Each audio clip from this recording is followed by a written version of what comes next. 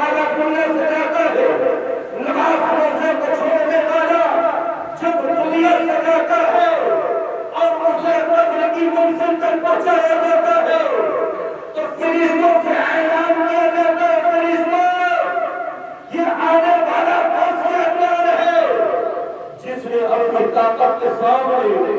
کسی کی کوئی حیثیت نہیں جانی، جس نے اپنی آنکھ کے سامنے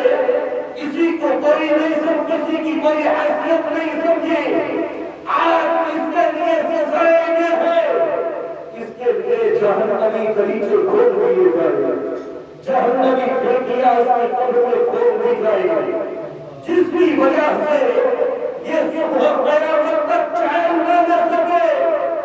آرام حاصل نہ کر سکے۔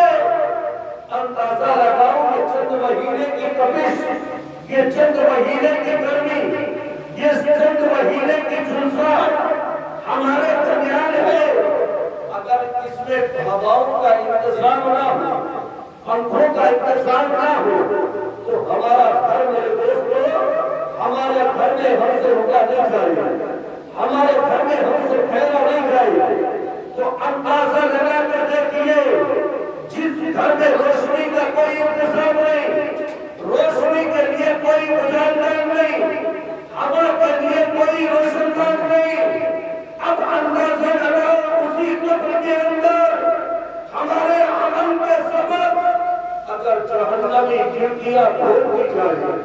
جہنمی تپش کو ہمارے قبر تک پہنچایا جائے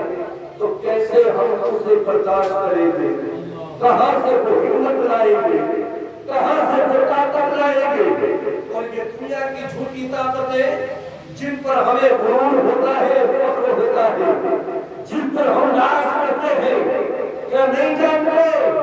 یہ ایک پل میں سمجھ جاتی ہے، یہ طاقتیں خاک میں مل جاتی ہے۔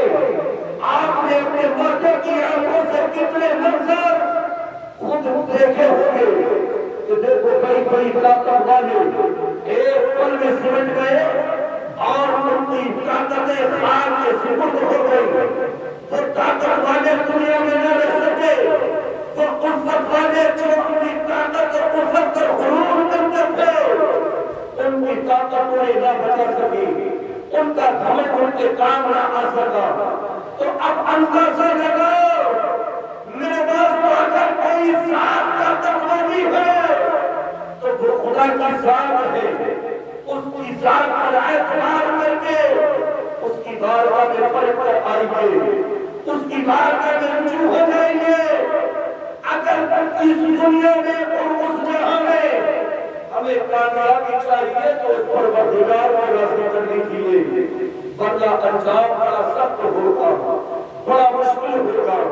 کوئی کسی کا نہیں ہوگا۔ یہ دنیا کی ریتی رواج ہے اور یہ کہہ تو بے جانا ہوگا۔ دورے حاضرہ میں تو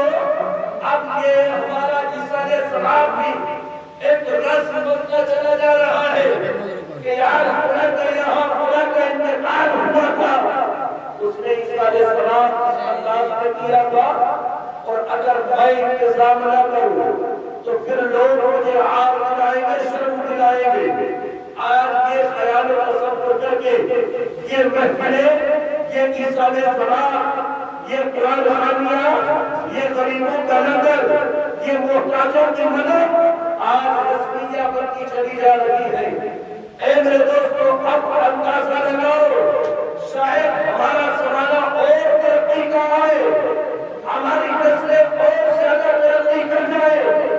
پھر وہ صرف اور صرف ان عیسیٰ علیہ السلام کی محفلوں کو کھانے کی محفلوں تک محدود نہ کر دیں، جو کھانے کی محفلوں تک آج ہم نے بہت سی جگہ ان عیسیٰ علیہ السلام کی محفلوں کو کھانے کی محفلوں تک دیکھا ہے، کھانے کی محفلوں میں منتقل ہوتے دیکھا ہے۔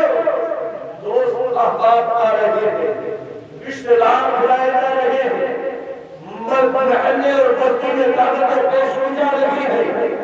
گاؤں کے دیوار پر پردھان بلائے جا رہے ہیں۔ اب یہ دوستیاں، یہ رشتہ داریاں، یہ دوستیاں، یہ رشتہ داریاں، یہ محلے کی دعوتیں یہ بتا رہی ہے کہ اب 40واں میں دعوتیں ہوتی ہیں تو مجھے اسے رسم نہ کہا